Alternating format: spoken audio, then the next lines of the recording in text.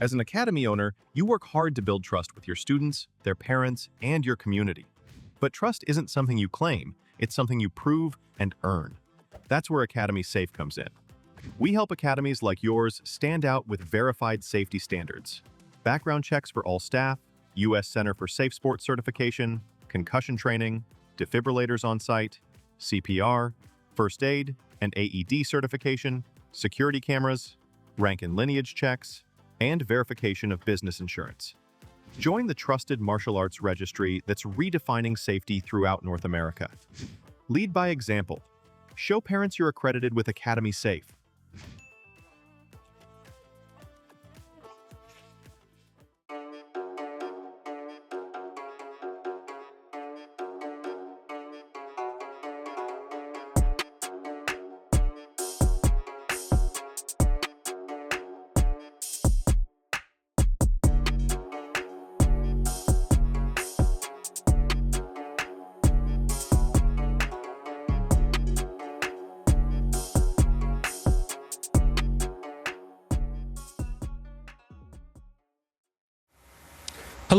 Hello, and welcome to My Empty Hands, a podcast about the martial arts, typically focused on Kenpo, but we give love to all the martial arts around here. I am Reggie Darden, and I'm excited to be speaking with Mr. Hawkins here, Mr. James Hawkins, and we're going to learn about his journey in Kenpo and in the martial arts, and kind of where it all started, and whatever other rat holes that we get onto, we'll do that as well.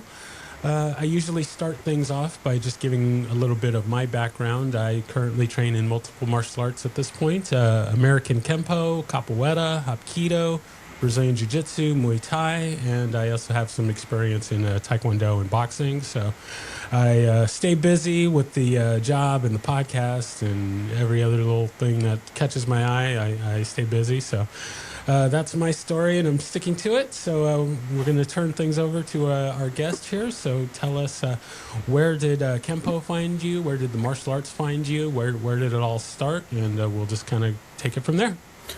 All right. So I'm from Baltimore, Maryland, and Kenpo found me. It's funny that you put it that way, because Kenpo really did find me. I did martial arts since I was a kid, but when I was a teenager, I would go outside in front of the apartment that I lived in, and I would just kind of do my thing in the front yard of the apartment complex. And across the courtyard from where I lived, there was a guy that would come out on his balcony every so often and just kind of like watch what I was up to. He never said anything. And then one day he went back into his apartment. He came across the street and he's like, "Hey, kid, what are you doing?" And I told him, I said, I've got a background, a bit of Kung Fu, a bit of Taekwondo, and I just like to come outside and practice. And he asked if I'd ever heard of Kenpo, and I told him I had from the, of course, back then everyone heard about it from the Just Beavis movie, The Perfect Weapon. So I was like, yeah, I saw The Perfect Weapon. I thought that was cool, but I didn't know anything else about Kenpo beyond that movie. So he kind of showed me a couple things, and I was like, oh, that's pretty cool stuff. And he said, yeah, I think you would fit in our school. You gotta come see my instructor. And I was like, oh, okay, cool. Give me the address and I'll go by. And he said, no, we can just take a ride and go there now. It's not that far from here. So I was like, okay. So jumped to a stranger's car, and then we we drive down the road to at the time the school was called Frederick's Kenpo Karate. Jim Frederick and I went in there and watched the class and sat there. And then Mr. Frederick came over and talked to me. Turns out the guy that had run into me, a guy named Jimmy Pasoris, he was one of Mr. Frederick's longtime black belts. So he brought me in there. I talked to Mr. Jim Frederick, talked to a couple of his other black belts that were there, got introduced to some of the students that were there, including one of them who would become a lifelong friend of mine. I'm sure we'll talk about him a bit later on. And then I, went back home to my dad and I said, hey, this is this thing I really want to do. And, my dad never really supported my martial arts training up to that point. So I had to sell it to him. So I was like, hey, look, I'm in school now, getting ready to, I was at what year was that? This is my freshman year of college. And I'm like, look, I'm not doing anything else other than going to school. My grades are great. I'm on a full scholarship. I've done everything you ever asked me to do. Haven't really asked you for anything. I really want you to pay my tuition for this. And, after selling it to him for, what felt like an eternity, my dad finally agreed to say, okay, I'll pay for these lessons for you to go do this thing, with the agreement that it cannot interfere with your school. So if any of my grades dropped in the slightest, he was going to, I'm cutting the funding. I'm pulling you out of this thing. And thankfully, it never got to that point. So. There we go. Very nice. So yeah, I can definitely relate in my history. I've always been interested in the martial arts, and I begged my father for let's see, I guess it took 14 years, 15 years to sell him on the idea of allowing me to start training, and yeah, I didn't get to that until finally got the green light. Although I kind of pre-gamed quite a bit before that with a friend of mine who started. We both saw the perfect weapon and was like, oh yeah, we got to do that. So started with that. In your story though, I want to rewind it back a little bit. So before getting into Kenpo, you did have some other martial arts training. How did that get started? So the way that got started was we had a gentleman in the neighborhood I grew up in. It's funny, you grow up in Baltimore. There's a lot of little places that people teach martial arts here and there. There's some big schools that everyone knows about, and then there are other smaller schools that no one knows about. They're just neighborhood schools. So there was a gentleman named Mr. Evans who ran a school in the neighborhood, and like I said, my family wasn't terribly supportive, so I had to find creative ways to get away for a bit and go take some lessons here and there.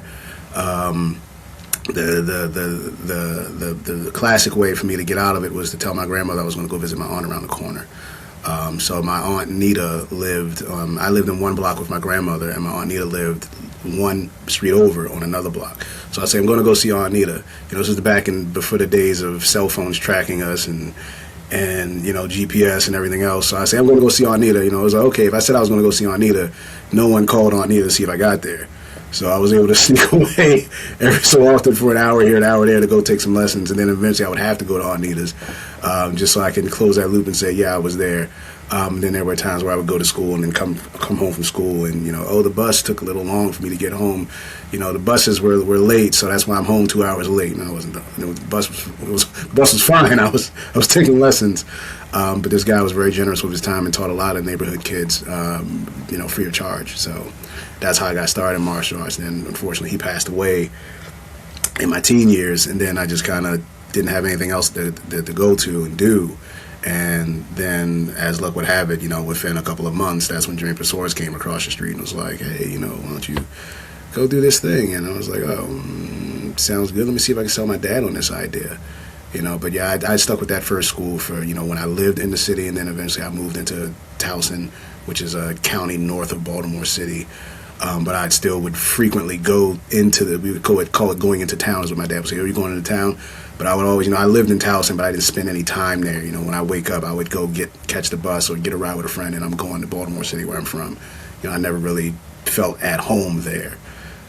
So I kept that connection. But that was the beginning, and that kind of helped me with my Kenpo in the beginning, because I was already used to that level of coordination and that level of discipline. So it wasn't like, you see people come into a martial arts school, and the biggest hurdle for some people coming in is just the basic coordination. Can you stand on one leg long enough to do a kick? Can you keep track of which way is left and which way is right? Can you move your arms a certain way? And I was pretty much well acclimated to that, so I kind of progressed very rapidly through Kenpo initially, and that became a point of controversy if you want to go down that you want to go down that line of this interview or not. Yeah, well, I like I like the covert ninja training that you started out with. Boys and girls, definitely it's important to tell the truth, but a little bending of the truth is okay. Is okay here. It was and there. bending of the truth. I made it to my aunt's house. I just didn't go right there. Exactly. There was a bit of a delay getting home from school. Just, it wasn't the school bus. It was the bus after that. Exactly. Well, good thing there's not a statute of limitations regarding the prosecution of little story bending, but. So you kind of touched on this, but I want to I guess, get a little clarity on this. So, anyone that I speak to that has trained in multiple arts before they got into Kenpo, was there a bit of difficulty in switching from the systems and going into kind of a different way of doing things, or were you able to kind of pick it up fairly easy? So I would say I was able to pick it up fairly easy. The biggest challenge I had initially was getting out of the habit of dropping into a Taekwondo back stance instead of the neutral bow. You know, taking that rear foot and pointing at 45 instead of pointing at a 90. I spent many hours after my first class just in the corner, just drilling that motion to get that habit out and get the neutral bow in. That was like the biggest thing. Outside of that, at the time, I had a good friend in college. Everyone always chuckles at the name, but yes, this is really his name. Jesse Jackson is his actual name. And, you know, we met each other in college shortly before I started Kenpo, and we were in the same dorm. We were just talking about martial arts. And he comes from a wrestling background, and his father was a boxer, his older brother's a boxer, so he was a boxer naturally too. He had done some kung fu training as well. So, you know, once I said Taekwondo, he had a low opinion of it. So, you know, we're just chatting about martial arts, and it turned into, you know, we should spar sometime. Yeah, we should. You know, well, why don't you want to spar right now? Like, yeah, I'm game. Let's go right now. I'm going to my dorm to change my clothes. All right, I'm going to my dorm to change my clothes. And when we did that the first day we met, that's how we met, was talking martial arts, then arguing martial arts, then challenging each other to a sparring match. We get dressed, we go into the back of the dorm, which is like it's like this little small clearing in the woods behind the dorm building we lived in. And we beat the hell out of each other for a couple hours.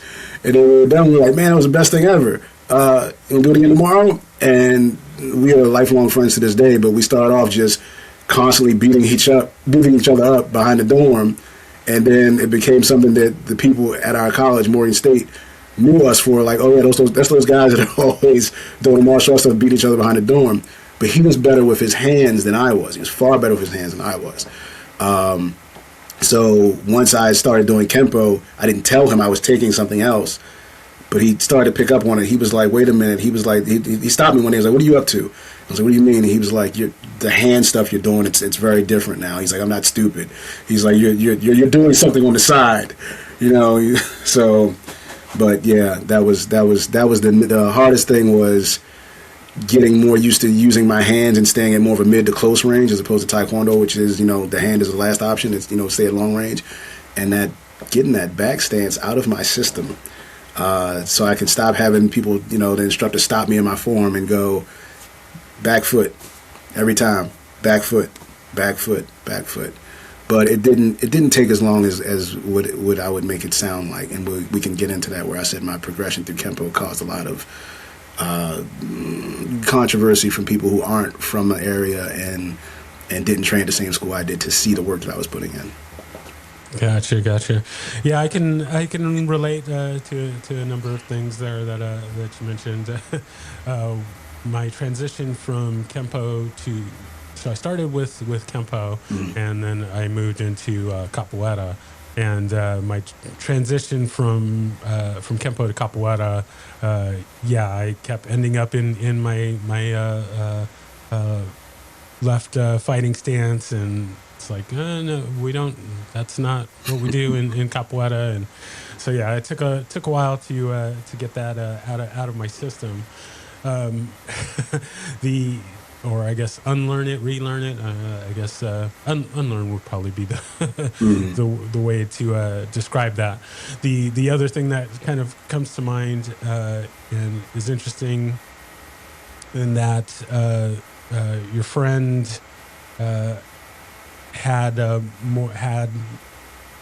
I guess just for lack of a better term, a good hand skills for a Taekwondo person, and I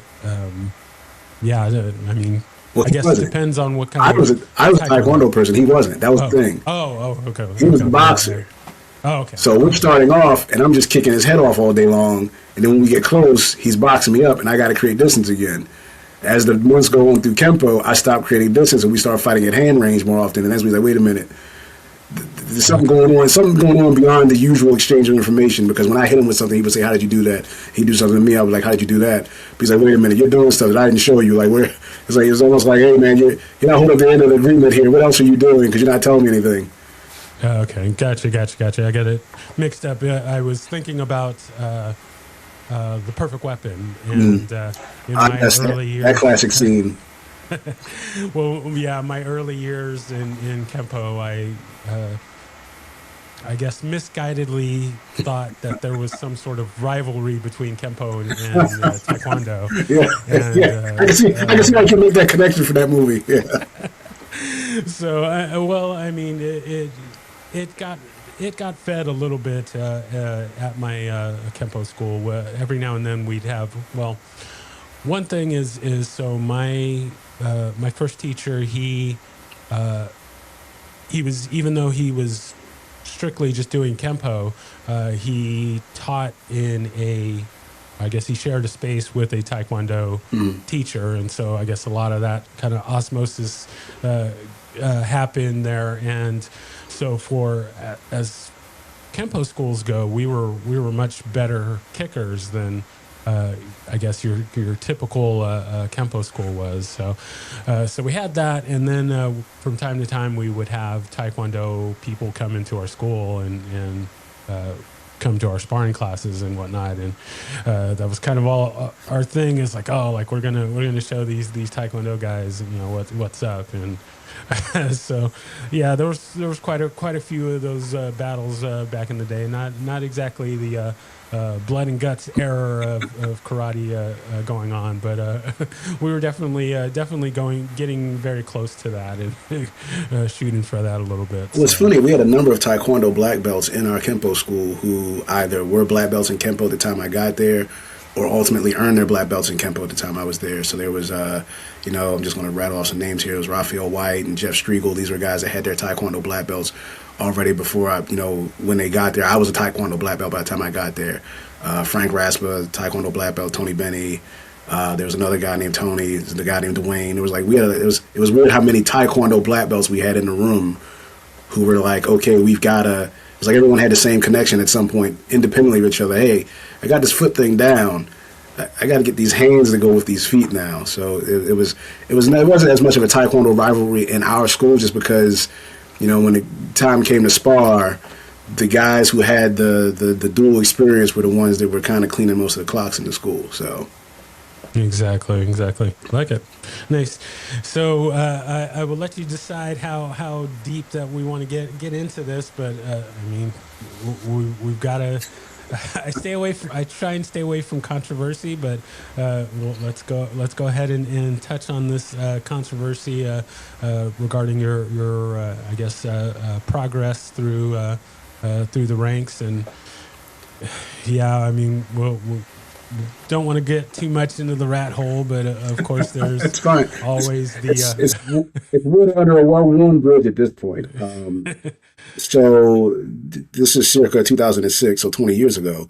We used to have these two internet forums that a lot of Kenpo discussion took place on. There was Kenpo Talk and Kenpo Net, and I just started to spend some time on there discussing Kenpo.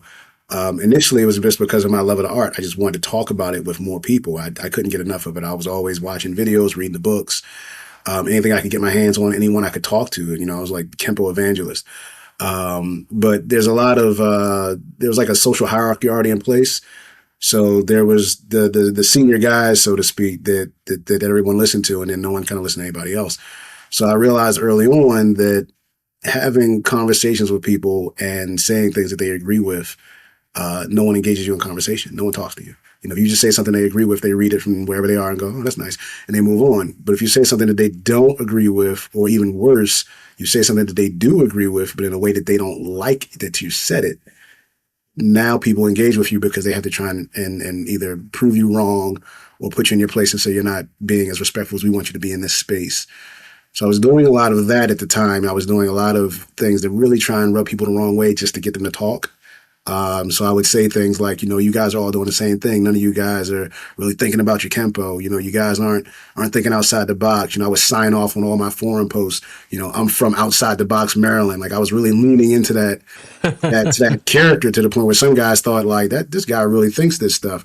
I was fortunate enough to meet some of them later in life, years later, like Mr. Angelo Collado over in California. I was able to meet them and kind of like smooth things over. Like, no, it was just an act just to get people to engage with me in conversation. Because otherwise, you've got this Kenpo kid in Baltimore. You're not going to talk to me. You don't know who I am. But at the time, people go, well, how long have you been training? I started Kenpo in 98. By 2000, I'm a black belt. I'm like, how'd you get a black belt that quickly? And it wasn't just the black belt, it was the other belts. So the school I initially started in, some schools will have you have a competency requirement, and then you also have a time and grade requirement. My school did not have a time and grade requirement. Mr. Jim did not care about your time and grade in the slightest. Could you perform the material up to the standard that he set? Could you talk about it the way you're supposed to? And since everyone in the school taught, can you convey that information to someone else? That was something that was kind of, I realized later on that was a bit controversial. Like some people go to a martial arts school and the structure there is the instructors who work there teach and no one else does. Mr. Jim's school was, once you learned up to, let's say orange belt, if a yellow belt comes in the room, you might be, or a white belt comes in the room, you might be an orange belt that goes, okay, you got them today. You work your material with them, but you got to teach it to them. So everyone in the room got experience of doing the material and learning from someone and teaching someone else. But I flew through the belt ranks very quickly in the first couple of months. So I started Kenpo on August 20th of 98. I think August 22nd, I got my yellow belt, which already threw up a red flag. Like, I just got to get a yellow belt in 2 days. September 9 was orange belt. September 22nd or somewhere around there was purple belt. So that's a month and 3 belts down. So from the outside in, if you don't know what's going on, it's, this guy goes to a belt mill. He can't possibly know what he's doing. He can't possibly be doing the material. Someone's taking advantage of him. Like I explained to everyone, the thing was that the school was open for 6 hours a day. And there was no, at that time, there was no beginner class, intermediate class, advanced class. You come in during your time. It was you come in at any time of the day between 3 and 9, and you stay as long as you want. You train as long as you want. So those years I was there, Monday through Friday from 3 to 9, you didn't come in that school and not see me there training. Saturdays from 12 to 4, you did not come in that school and not see me there training. I was the only things I had going was Kenpo karate and my schoolwork. I didn't do anything else at the time. So I was just fully immersed in it all the time. Every hour the school was open, I'm there. I'm in class and the teacher's talking about biology and I'm like, yeah, I've covered this unit already. Oh man, what's this form we were working on last night? Oh, what's this move here? Okay, what's this principle I'm working on? I'm sitting there with my physics textbook in my hand, up like this, like I'm following along. But I got, infinite insights inside the book that I'm actually reading like, yeah, it's great. Yeah, circles and stuff. Yeah. So there was a lot of that going on early on. But again, you tell people about that after the fact that aren't there. They're like, oh, how could you possibly do this? And like I would tell them at the time, some of them more rudely than others, I would say, well, how many hours did you spend per week when you train? You go to class 3 times a week. You go to class for an hour each time, maybe 2. Okay, so you did 6 hours this week. I did 6 hours Monday. Then I did 6 hours Tuesday. And I did 6 hours Wednesday, 6 hours Thursday, 6 hours Friday, 4 hours Saturday. So by the time my first month is up doing this, the amount of hours I'm spending in the class are far pacing the amount of hours you're putting into this in the class, let alone the time I'm spending outside of the class. Because after class on Saturdays, as my brothers would tell you, hey man, you want to go hang out? And nope. Got to read these manuals. Got to get this in my head. Got to go practice his form again. Got to practice his technique again. Got to take it apart, put it back together. This is A, B, and C. Okay, I got to figure out all the different ways I can put this together. I was constantly in it. So yeah, that caused a bit of a controversy. My second degree black belt was also a point of controversy way back then. I had a falling out with Mr. Frederick. We can or cannot get into that. I know you said you avoid controversy, and he's no longer here to defend himself. So that's another point to this. But we had a falling out and I left his school. And a friend of mine named Dave Walters was starting another Kenpo school in the Catonsville, Maryland area. So we were doing Walter's Kenpo Karate. We had left Mr. Fredericks and his school, which at the time was Jeff Speakman's old organization before. I shouldn't say old, maybe it's still the same organization. I know he does Kenpo 5.0 now. He's been doing that for like 20 years. But prior to that, it was AKKS, American Kenpo Karate Systems. So we left American Kenpo Karate Systems and we joined American Kenpo Karate International. So that was Paul Mills's group, and it was at that time Mr. Mills was still working through the process of recodifying the system to what he ultimately wanted to be.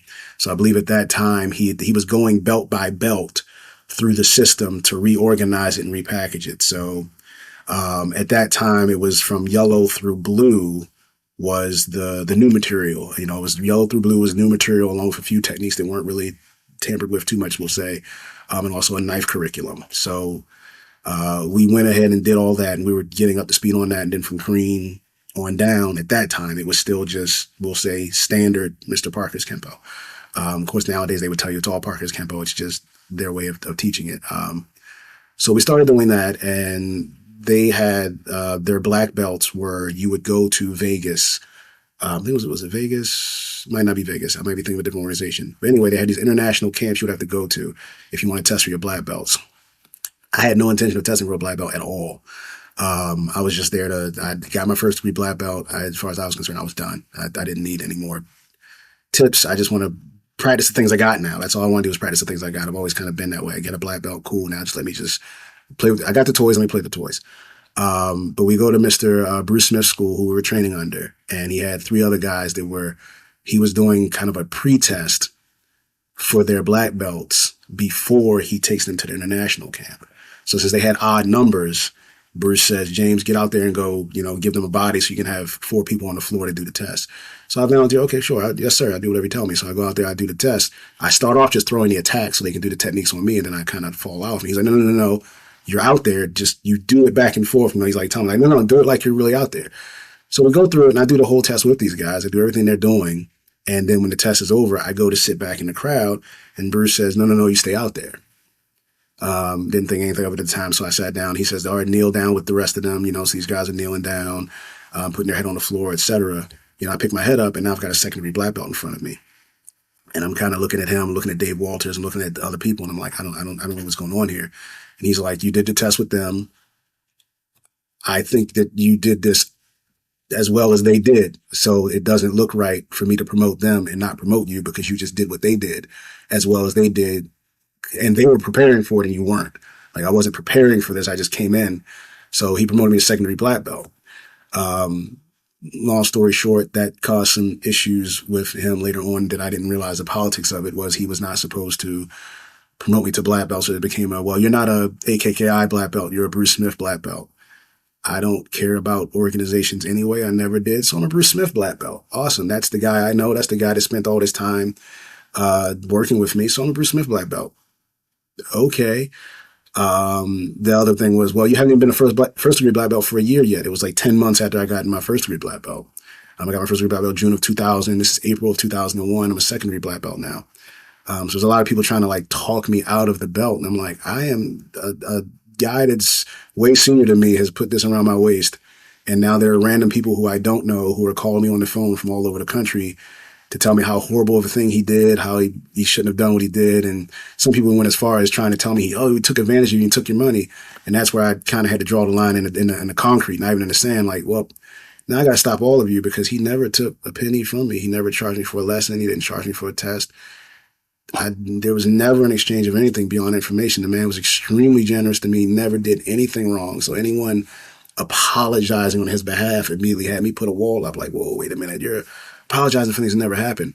So after that point, the next times I ever got promoted, I never talked about it. I didn't say who I was training with. I didn't say who promoted me. I've never explained who promoted me at that point because it became such an issue, not just for me, but for the people who were training me. I said, these are people who are spending their time to impart knowledge to me. And now, what do the kids say these days? They're catching strays. They're catching strays for it. So now I don't even talk about it. They're like, who gives you a 4th degree black belt? Nobody. I just decided to strap it on myself. Can I move or can I not? Can I teach it or can I not? Am I good enough to do this or am I not? If I am good enough and you think I'm good enough, then that's all there is. If you think I'm not good enough, then let's stop talking about it and let's Let's do a proper exchange, and we'll see if I can convince you the old-fashioned way. But beyond that, the whole what's your lineage and who you train with, and I just pulled myself completely out of that conversation. Who trained you? Nobody. Who promoted you? Nobody. The funny thing is that Mr. Jim, before he passed, he knew who promoted me, but he, because I was promoted to third and fourth outside of his school, but Mr. Jim had a real issue with his black belt leaving to go get promoted somewhere else. So maybe it was just me, because I don't know if anybody else went through that. When I came back to help out at his school again, I ran into two surprise retests for my third degree and my fourth degree. So I have a third degree certificate from him. And then fourth degree, he tried to give me another one. I said, I don't even want any more certificates in the house. It's just, don't keep it because I'm just going to throw it away. They don't carry any weight. I don't like, if you could see behind me, everything behind me is video game related. I don't have any of my certificates in frames and on walls. They're sitting in a cedar box in the other room in my basement somewhere. Like I want the knowledge, the skill, and the experience and the camaraderie of working with people. So yeah, that was a controversy, was how fast I was moving through the system and how fast I was getting promoted, but it was never something I was asking for. So there we go. Long-winded story. Mm-hmm. Gotcha. No, that's I like that. I find it very interesting, and I'm going to have to. I'm thinking I may need to implement a new item on my show, and I'm going to have to get the props for it. But I think I'm going to need to implement, put on my rant gi, and go on a rant for things like this. It really, I'm really shocked and disappointed at adults. I never would have, when I started Kenpo, I never would have imagined being witness to so much silliness for red stripes on a belt or a certificate. I mean, or, just like you said, oh, well, you've gotten this belt in this amount of time or that amount of time. It's like, if you can perform at the standards that are set by your teacher, if he wants to promote you every day, if that's his standard, then so be it. Like, who cares if it's, at least from my point of view, who cares if you get if you can do the work, if you can perform at the standards that are required of you, then it doesn't matter. And I get, you could argue the time and rank and that sort of thing, but it's like, well, there are people out there that have been at a certain rank for X amount of years, but they're not training or anything. But when they get to that, when they hit that point, does that mean that they get to get promoted, that they get that next stripe? If you have two people, one person, let's say it's 5 years to get to that next rank, and one person has spent that 5 years doing nothing, and the other person spent a year, but they were working every day, all day, 12 hours a day, every single day for 1 year. I feel like that person that's been doing it 1 year is just as deserving, if not more deserving, than someone that has been doing nothing for 5 years. And it just, still at the end of the day, I just can't believe how grown adults are so upset over stripes on a belt. When you mentioned Brazilian Jiu-Jitsu, you said you'd study that as well. So it's very interesting to compare the way not the two arts themselves, but the way the cultures and the camps are in Brazilian Jiu-Jitsu versus Kenpo. I think one of the issues with Kenpo is that by the nature of it being a self-defense focused martial art, and a lot of things that we do in Kenpo, I'm sure a lot of reality-based self-defense guys and the Brazilian Jiu-Jitsu guys, anybody that's in those camps that are going to listen to this, they go, oh, here this comes again. But it's true to an extent that there are certain things that you can do in practice of self-defense that you really can't do on your training partners at full power and full velocity, because they're injurious by nature. I mean, even jiu-jitsu in and of itself, we pull our submissions slowly to the point where we give someone time to concede and tap. Whereas in reality, if I'm in the street and I'm pulling an armbar on somebody, guess what? I'm not pulling that armbar to the point of do you quit. I'm blowing through that armbar like I'm trying to take your arm home. But since Kenpo is non-competitive for the most part, it's easy for people to fall into these pitfalls of arguing things that don't matter. Oh, this guy got promoted faster than this guy. Who the cares? Those are the only things that come up when you can have an argument that has nothing to do with actual skill. And if you watch a lot of Kenpo sparring, for instance, that's why I love what the 5.0 guys do, because they're like way outside that spectrum. But you watch a lot of standard Kenpo sparring. We have all these fancy techniques that we do. We have these arm manipulations and eye gouges and chops and all things we do to the body and elbows. But the way our structuring is sparred is structured. It looks like bad kickboxing. So you do all the techniques. You get in your technique line. You line up and everybody comes and attacks you. And you do delayed sword, and everybody attacks you. You do 5 swords. And everybody attacks you, and you go do Mr. Plants was milking the mongoose. You do all these crazy techniques, and then you put on your gloves and your headgear, and you get out there, and it's bad kickboxing again. Everything you see in the technique line, the way the sparring is typically structured, no one does any of it. It's just two people going back and forth, throwing back fists and side kicks. And that's not every school. So there's going to be some schools out there that are going to be offended here and there. We don't do that. I didn't say everybody does it, but there's a lot of schools that's what it devolves to. Whereas in something like a Brazilian Jiu-Jitsu, at the end of every class, you spar with other people using the exact same stuff you just worked on. And therefore, when you get promoted, no one in the room really feels any type of way about it, because they get to see your actual skill in applying it every day. And then a lot of schools are competition focused, so they promote you based on how well you do against other people. So everyone else gets to see how good you are at this. Case in point, last night the UFC had a BJJ event on television. That was last night Friday, Thursday, 2 nights ago. There's a young lady on there, Cassia Mora. She's the reigning UFC, I think, bantamweight women's champion in their Brazilian Jiu-Jitsu organization. She went from blue belt to black belt in Brazilian Jiu-Jitsu in a year. Blue belt to black belt in BJJ in a year. In Kenpo, people would be throwing a fit about that. But in Brazilian Jiu-Jitsu, people would throw a fit about that. But the way their art is structured, she has to go out there and compete against other people that are other black belts. So she's out there smoking them. No one can argue now. Whereas in Kenpo, we don't get to that point. Like everyone that has ever had an issue, out of all the people all the years who have ever said they had an issue with my rank and my promotions and this and that, and wanted to have those silly nonsense arguments that mean absolutely nothing to anybody that really has any wits about them. Only 2 guys have ever taken the challenge of, come find me and we will settle this the old-fashioned way. And those 2 guys don't talk about me anymore, because we settled it as men, and they know who's who in the zoo, as some people would say. They know who's who in the zoo now. But you get that in other martial arts more frequently than you get in Kenpo. A lot of Kenpo is we have like 89,000 10th degree black belts now, some of which are very respected and some of which no one remembers them being a 9th or 8th or 7th. Everyone remembers them stopping at 6, and then now they're 10. It's just kind of like, okay, well, what happened, and how did you get from there to there overnight? And there's no structure in place where anyone can look at it and compare them against someone else. So then it goes back to what you said. Well, it's whatever your teacher says, and that's it. We fall into that in Kenpo so much, and it ends up being silly. And we also fall into the, who does so-and-so move like? This guy moves like Mr. Parker. This guy moves like Mr. Mills.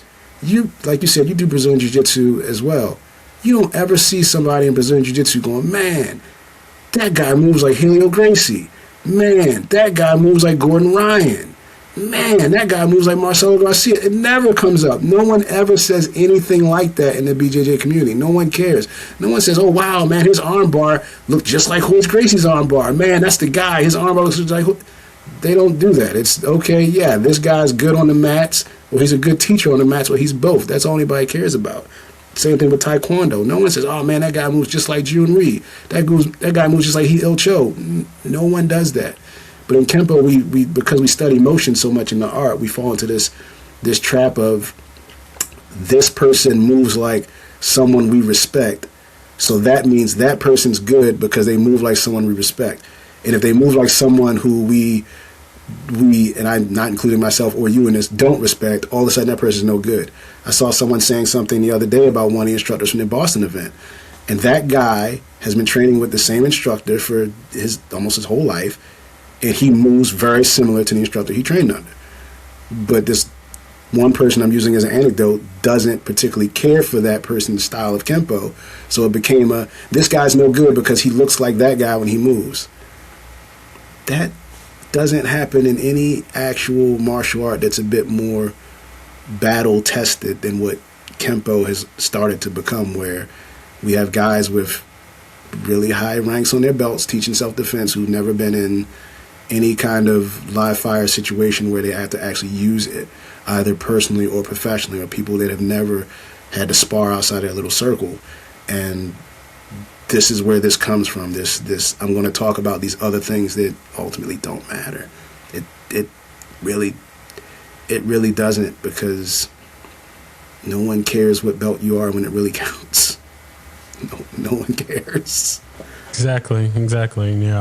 Just because the belt colors show doesn't mean that you know. I mean, that's a very, very true statement. And you mentioned something that I hadn't really thought about until now that makes a lot of sense. In that, with the testing, we go through our techniques and our freestyle and our katas and all that stuff like that, and then we kind of, quote unquote, we kind of dumb it down, and you got it. And then, like you said, it kind of turns into bad kickboxing as soon as you start sparring.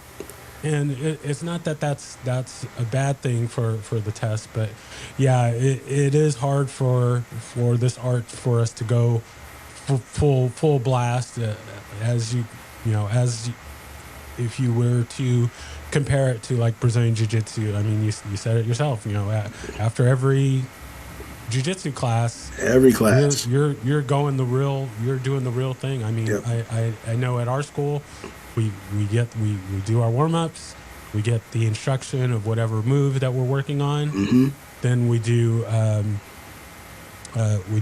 the practical, I guess I'm not using the right term, but we do the practical drill where we have some sort of quote unquote game to where we're working the move for the day. Mm-hmm. And then once we do a couple of rounds of that, then we jump right into it's time to free scrap. Roll. It's time to scrap. You do the full thing. And I mean, yes, Brazilian Jiu-Jitsu lends itself to being able to do that because we're not, elbowing each other and re-stomping the groin and that sort of thing. But I wish that Kenpo could adopt a little bit more of the way that they do it in Brazilian Jiu-Jitsu or the way they do it in Capoeira. In that, so just taking my Jiu-Jitsu school for example, like we don't do tests. Yeah, I was either. And the coaches say that it's every day you're getting tested. Yep. Because every day the professors are watching you and seeing how you're working and how you're doing things and how much you're training and how much do you show up? Do you just show up once a week or are you there every day? I mean, we've got guys in our school that show up for morning class, show up for evening class, 3, 4, 5 times a week. I ain't young enough for that anymore. I see the guys doing the morning class and then they come for evening class and then they're there the next time for morning or evening. I can't. My body can't keep up with that anymore. No, I'm right there with you. I thought I could hang when I started. I was getting about 3 times a week, in addition to also doing the other arts that I do. I don't know how I pulled it off. Now, not so much. I try and get at least a couple of times a week in the jiu-jitsu, and then it's the same with my Hapkido and Kenpo. But it's a lot to do. But kind of getting back to the kind of testing part of it, and the promotion part of it in Brazilian Jiu-Jitsu. When you get to those black belt ranks, in addition to having the time in rank, you don't get another stripe if you're not putting in the work, if you're not teaching, if you're not constantly on the mats. Yeah, you may have been 2-stripe black belt for 10 years, but if you have not, if you're not out there giving it back, consistently putting in the work, no one's you don't get that next one. But the funny thing about theirs is, so in our art, depending on which, it always varies by lineage and chart structure. There are some schools that do the 32 technique per belt system. There are some that do 24. There's some that do 16. Then you got some schools that have have their own techniques at this point. Most prominently, it would be like Paul Mills's group, may he rest, and Jess Peetman's group. And there are other groups too. I'm just picking those two off the top of my head. But once you get to black belt, it's not the end of the tests. The second degree, there's more material. The third degree, there's more material. If you're in one of the 16 technique systems, fourth and fifth black, it's like they've taken this material that used to go to third black, and then they just stretch it all the way to fifth and sixth to give you more things to learn. Whereas like in Brazilian Jiu-Jitsu, once you get that black belt, you're kind of left to your own devices to focus on the things you want to focus on, and your learning continues under your own direction. The only requirement at that point is keep giving back and let the time pass. And as long as you're doing that, you're going to get promoted. So you're going to get promoted 3 years, 3 years, 3 years, then 5 years, 5 years, then 7, 7, then 9, 9. Like, you're going to get promoted at those cadences, and everyone knows it. There's none of this, you got to come in and learn the ending to new techniques. And I fell into that pitfall when I was younger, and now I'm a little older, like I was explaining at this Boston event that we just came from. I've had my Kenpo black belt for 26 years now. It's, when I was going through the ranks, I wanted to learn those extensions. Everyone wants to learn those extensions, because you tell people that black belt is where the real learning begins, and then you have more material that you learn at black belt. You inadvertently give people the implication that the real learning is the real material at black belt. So you have people that think that these extensions that's the system. It's the good stuff is in the extensions. And then after I learned all of them, I'm like, this is just the same exact material from the previous belt levels, reconfigured in different orders, some of which was just to force you to do something on the left side that you had previously only done on the right side, or to force you to do something in front of the body that you had previously only done behind the body. And once you understand that that's what they really do, the excitement and the mystique for the extensions, at least for me, it just dies. It's just, I can do this stuff forwards and backwards, in front and behind, on the left and the right, in my own time. I don't need a structured plan to do that. But you still have people that are like, the extensions are where the information really is.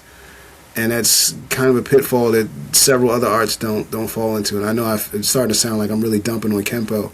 And I guess in a sense I am to a degree. I don't agree with some of our misconceptions of our own art that we allow to proliferate through the art. Like, the bulk of the material is in the later part of the system. No, like I just, one of the instructors from the recent event, he mentioned how a lot of this material and stuff that you think is new, he gave us a breakdown, and it was really masterful. He gave us a breakdown of how much you can get out of short one. Just short form one that people learn, and you learn to step back and create distance and get a solid base, and front hand blocks and backhand does an elbow, and you learn directional harmony and rotation and everything else, and then move on to the new thing. And he's like, no, you can actually use this form to work on so many other things. And all of our material is like that, but a lot of places don't work it to that degree, and I see that when I go visit other schools. I keep a low profile, so there are jokes that I put videos up again, and they're like, "Oh, you're back." I'm like, I never left. I just stopped putting stuff out in the open. I just went back to being James Hawkins. Who's that guy? No one knows him. I'm just doing my own thing with my own little group of guys. But like, I think Kenpo can borrow from the way Brazilian Jiu-Jitsu is structured, in the sense that even when they say jujitsu is full speed sparring, it's really not, because when you get down to that very last bit, when you finally got that hold in place, you don't go full speed. You stop, you slow down, and you give your partner time to tap. But sometimes in that moment where you're slowing down, your partner has time that they ordinarily wouldn't have to still get out of it because you didn't just rip it. So there's that, unless you go to a competition. Even in competitions, except for the psychopaths, and we all have seen these where you have guys in competitions that act like every competition at this grappling industries tournament for this $2 silver medal on a necklace is the finals of the UFC where you're going to get a contract. You know, they all go super hard and they'll rip submissions on people they don't know. But outside of that, it's still not full speed. I think Kenpo's issue with the sparring is that it devolves into bad kickboxing because people are trying to apply full speed sparring in a somewhat controlled environment and also do that and not hurt their partner so that their partner can come back to class tomorrow. I think people need to do more quarter speed or half speed sparring where they have time to actually work on the actual technical aspects and work on the perception.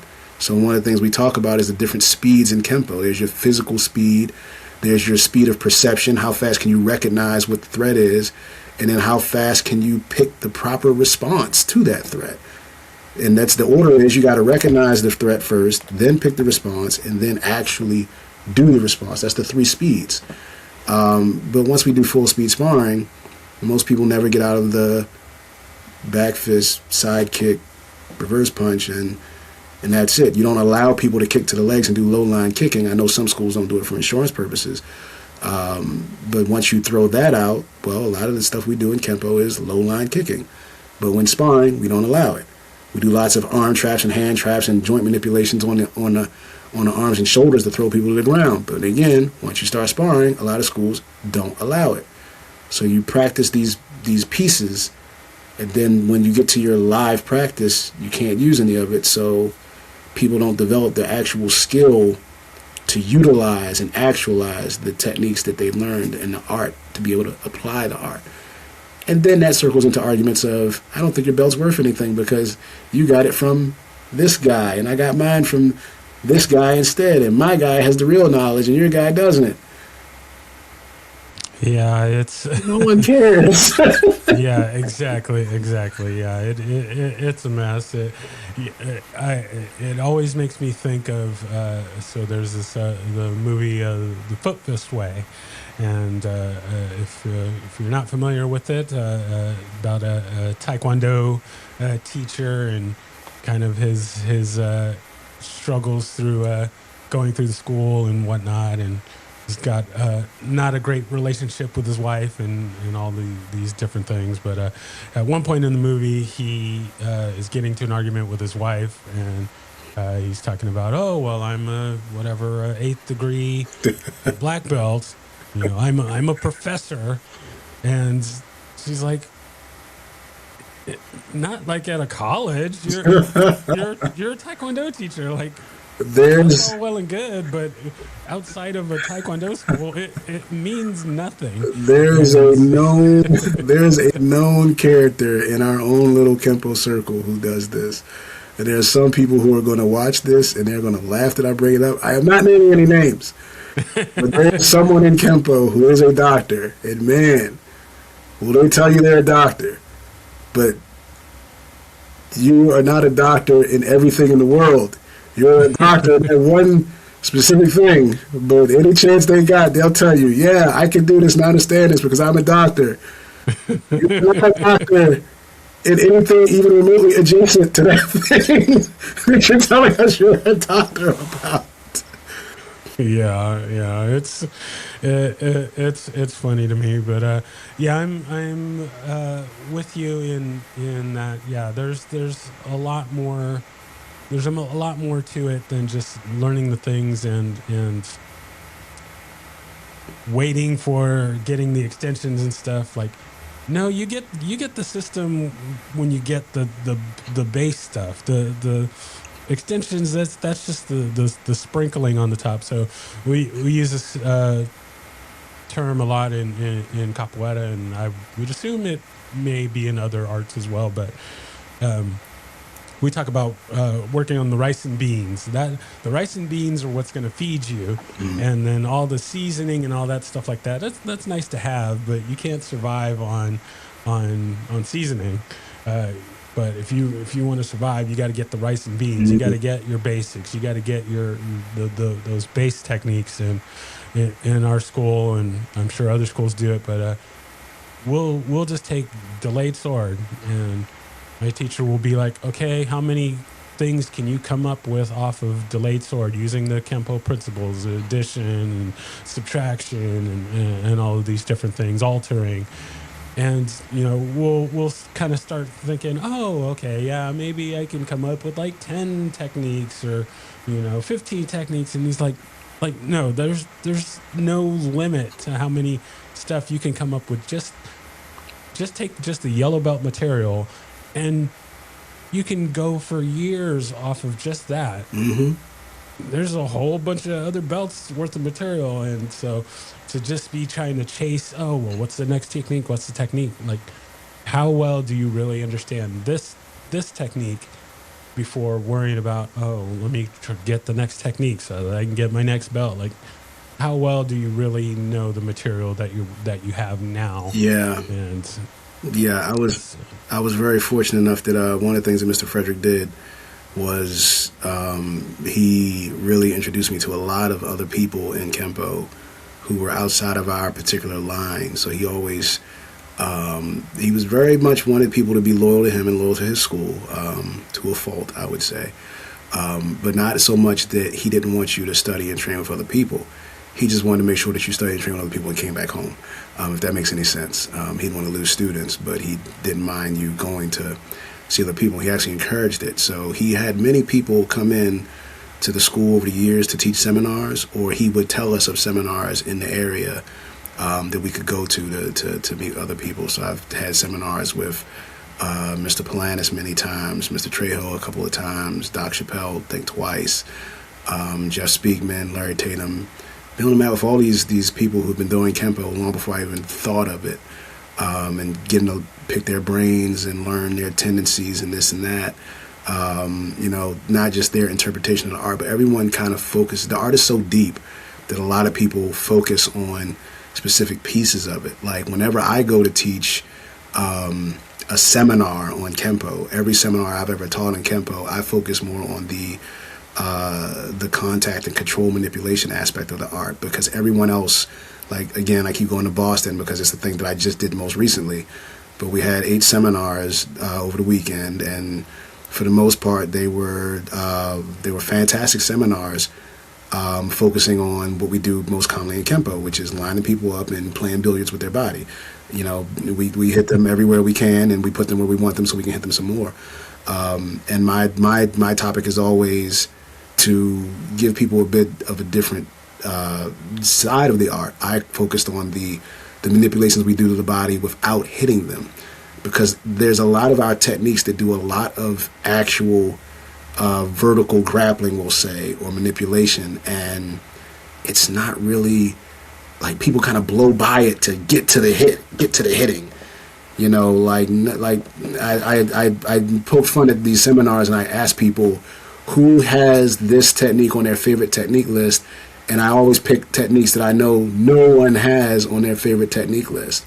The last one I just did, I picked gift and return. I was like, who has this on their favorite technique list? And like no one in the room. It's like I'm in a room of like 50 people and 49 of them are black belts. And no one was like, yeah, gift and return is my favorite move. Like no one in the room picks that move. Why? Because we don't really hit anybody much in that move. It feels like it's out. It's one of those techniques that feels like it's outside the system. It's the same thing if I ask somebody, what's your favorite technique on yellow belt? No one is going to say grasp of death or the pincher, depending on which school you go to, what it's called. No one's going to pick that one. No one says, yeah, that's my favorite move. Like no one ever picks that one. It's always something like attacking mace or mace of aggression or alternate maces is one of the ones where we just hit somebody. But going to these different seminars, I also was able to take a lot of private lessons with some of these instructors that weren't my private lessons. I would show up to the school to prepare for the day, knowing that we had this instructor coming in, so I would show up a little early to kind of help clean up and get things together. And Mr. Frederick would be having his private lesson with whoever the seminar instructor was. And if he saw me come in, he was always gracious enough to tell me, go hurry up, get dressed, get out here and take this private with me, get some information. And I remember one time we had Mr. Polanis come in, and Mr. Polanis says, he says that he called me, he's like, Jimmy, Jimmy, what do you want to work on today? And Mr. Jim said, I want to work on extensions, sir. And he said, okay, well, what extensions you want to work on? And he says, I want to work on the purple belt extensions. He says, I just want to go through all of purple belt and go through all the extensions. And Mr. Polanis says, he says to him, I think at the time Mr. Jim was a 6th degree black belt, and I think Mr. Polanis was probably a 8th at the time, 8th or 9th. And he says, and very matter of factly, he says, let's see if we can get through the base moves first. And I went, what? This guy's a 6th degree black belt. Of course we're going to get through the base moves. We did the first 6 techniques on purple belt. We did not sniff an extension because Mr. Polanis was not satisfied with what he was seeing just in the base moves. Like some of them, minor tweaks here and there that he wanted to get in there, and some of them he was pretty like, that is absolutely not the way you should be doing this technique. Someone has changed something over the years. That is not the way it should be taught. But seeing that and experiencing it firsthand went, okay, there's a lot more to this system than what meets the eye. I really gotta, there's another level I need to dig into, and the only way to do that is to talk to this person, talk to that person, talk to this person, talk to that person, because everyone seems to have different pieces of the puzzle or different versions that Mr. Parker taught them, and everyone swears up and down that the version that Mr. Parker taught them is well, I shouldn't say everyone swears it's the version. There are a few guys out there that say this is the version that Mr. Parker taught me. It's not the version, it's the one he taught me. There's a handful of people out there who are adamant that Mr. Parker taught them a very unique version of the American Kenpo system that he didn't teach to anybody else but them. And it's kind of like, when did he do this when no one else was around to see this ever occur? When did you have that much of his time to learn an entirely separate version of the entire system from this man that no one else was there for? It stretches the limits of believability at that point, especially when you can watch videos of some of the people that are saying this, and you can watch videos of them performing up to the point that Mr. Parker passed away. And it's like, well, that's weird, because every video I see of you up to that point, you look just like everybody else that trained with him. So if you were doing some secret thing that no one else was doing, why does it not show up in any of your recordings until after he passed, when what you did started to noticeably shift? But yeah, being able to just study with multiple people and get the different pieces of the very deep art that we have, I think that's very, very key thing. The rice and beans, man. Just I'm going to borrow that expression. Actually, I like that. You gotta, it's one of my favorites. I love it. So we're flying through time. We're actually going a little bit over. So I hope I can keep you for just a little bit longer. I am on your time. I can talk about this stuff all day. Yeah, I could too. And as much as I would love a 12-hour show, I don't think the listeners. No. Some of the listeners will be into that, but maybe they're truckers. We'll definitely have to get you on for part 2, 4, 5, 12, and all that. But so before we hit our lightning round here, I did have to mention I do like gift in return. I was thinking you were going to go for squeezing the peach as the one that everyone hates, but that's one I pick on every now and again too. No one typically likes the ones that are more grappling focused, I'll say. The less the technique is about bombastically going in and hitting somebody, the less people in general tend to gravitate towards it and go, yeah, that's a technique I really like. Like, everyone loves five swords, so I don't even ask about it. Everyone loves thundering hammers. Mm-hmm. So those, I can't go into a room and go, who here likes five swords? It's like, who here likes thundering hammers? If I go, all right, who here likes squeezing the peach? No one in the room.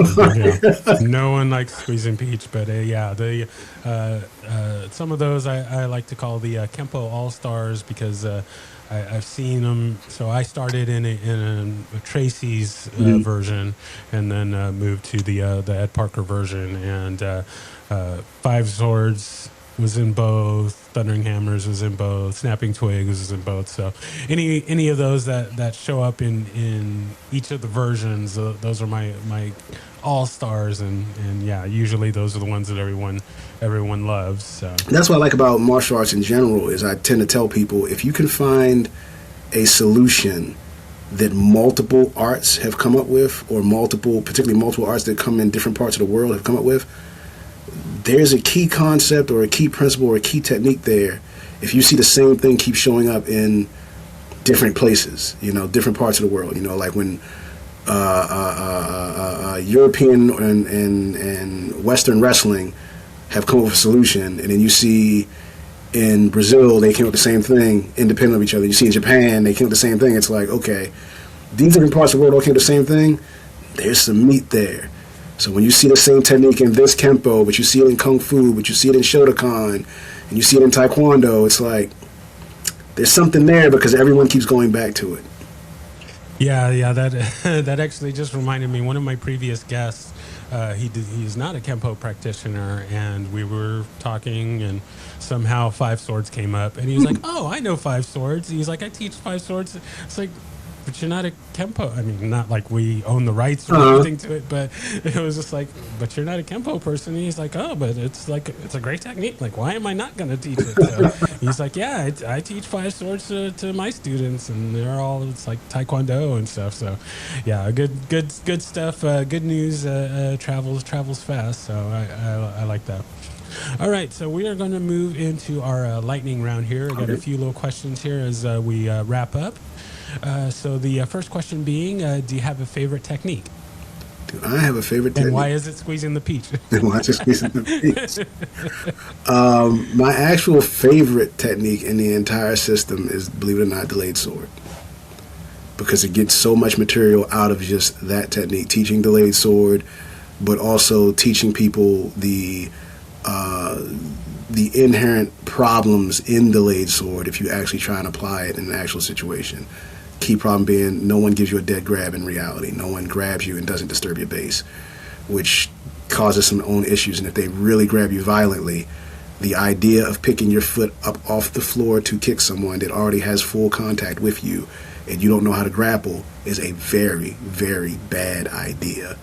From the jiu-jitsu perspective, as you know, if I have a hold of your lapel already and you take one foot off the floor for me, you have done 90% of the work I need to put you on your butt very violently, very quickly. So the fact that our technique does that right off the bat, yeah. So you get a lot of material on that. So delayed sword, as corny as that's going to sound, the very first technique in the system is my very favorite technique to use for anything. No, I love it. It's perfect. And actually, at my last class that we were in, we were working delayed sword, and not just from the lapel grab, but from push and blocking on the outside, a punch blocking on the outside, a punch blocking on the inside. We're combining it with joint locks, and I mean, there's so many things that you can do with that technique. You take the ideal phase, and then you keep going. Exactly. I see a lot of places that don't. Yeah, no, I'm right there with you. Ideal phase, and that's it. Yeah. Very nice, very nice. All right, next question. Do you have a favorite form and or set? Favorite form? One favorite form? It's very tough to say one favorite form because I like working on my forms. I'm not one of those guys that tries to throw the forms. I like working them. My favorite form would either be Form 4 or Form 6. Those are the ones, like, I'll just be standing around talking to people, other martial artists, and I'll just sit here and, start doing things from 4 or 6 with my hands in there. Like, I'm always thinking about those forms and just doing different things from them. So 4 and 6. Ah, very nice, very nice. Yeah, those get a lot of love around here. So I'm not yet in the black belt levels. I don't have those yet. However, I was in a seminar a while back, and Sabora Chan was teaching 7, and I mean, it was great to get exposed to it, but kind of looking at him like. This is way above my pay grade. Is somebody gonna is somebody gonna come out and come and get me? And he's a good guy. I've had a good time every time I've been on the mat with him, and every time I've been in the same space with him. Sabor's a good guy. Oh yeah, and it's a pleasure to work with, and still working on getting him on the show. So oh really? You haven't gotten him here yet? Yeah, we just haven't been able to get it aligned. He agreed a long time ago, and we just haven't made their schedules work. But I'm working on him. Working on him. So okay. we'll get him on here. All right. Next question. Do you have a favorite weapon? A favorite weapon, as in an unnatural weapon or a natural weapon? Just anything you consider a weapon is fair game. I've had a myriad of different answers. So whatever you consider a weapon. My favorite weapon would have to be a technique, and not a Kenpo technique, but a piece of a technique. So if you watch any videos of me teaching anything, I continually go back to arm wrenches and arm drags. So that's my favorite weapon, is an arm wrench or an arm drag, because I can use it to do so many different things. I can set people up for getting hit a lot of times. I can use it for throwing people on their heads, or for kicking their legs out from under them and dropping them on their butts. I can throw people violently or non-violently with an arm drag or an arm wrench as a setup. So those two things together, that's my favorite quote-unquote weapon. Very nice, very nice. I like it. All right, next question. If there is anyone that you could train with, living or dead, fictional or non-fictional, besides Ed Parker, who would that be? Fictional or non-fictional? Okay, yeah. Well, I'll give anyone ever. It could be people you've already trained with. It could be. I'll give an answer to fictional and non-fictional. I'll give 2 answers. So fictionally, Kenshiro from Fist of the North Star. That would be who I want to train with. Hokuto Shinken is unbeatable. That's nice. Fictional. Non-fictional, I have never managed to get on the mat with. There's a lot of BJJ instructors I never got on the mat with. The ones I would like to have gotten on the mat with at this point would be either a Hickson Gracie or Roy Harris. Those two are 2 people I would love to get on the mat with one day and just be able to kind of pick their brains. One, because of both of them extremely high levels of skill, but also the material I have of theirs and how they explain things and how they teach works for how I learn. And I feel like I would be able to really, really grow from just having a few minutes with them. Would really give me information I could use. No, very nice, very nice. I like it.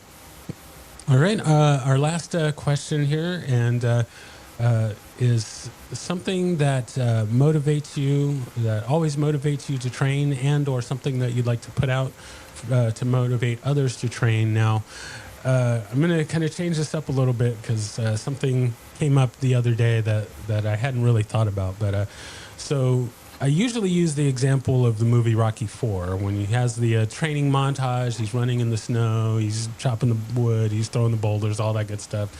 Anytime I watch that scene, I'm ready to hit the mats and get to training. But the wrinkle that came up the other day was that Rocky III, the training montage in Rocky III, he's actually training to fight. Versus Rocky IV, I mean, yeah, you're running, you're building up your cardio, you're building up your strength, throwing all these, things and whatnot, but he's not really training. Yeah. He's not actually training to fight. He's not really throwing any punches or anything. But Rocky III, he's hitting the bag, he's sparring. Yeah. And so that kind of messed my head up a little bit, but. As for right now, Rocky IV is still the one that montage gets me going. So, what is something like that always motivates you to train, or something that you would like to put out for others to motivate them to train? So the things that something that would get me in the right headspace to train is if I hear a song from the old Casino Royale James Bond movie from 2006. The opening song is "You Know My Name." That song really gets me amped up. I still listen to it daily. It always gets me motivated to go and do things. Arm yourself because no one else here will save you is a line from that song. And that's what I always think about my training is, I've got to train myself because when it really gets down to it, no one's going to defend me better than I am. As far as something that really motivates me to want to train outside of listening to a specific song, I am always motivated by the giving the arts back to someone else.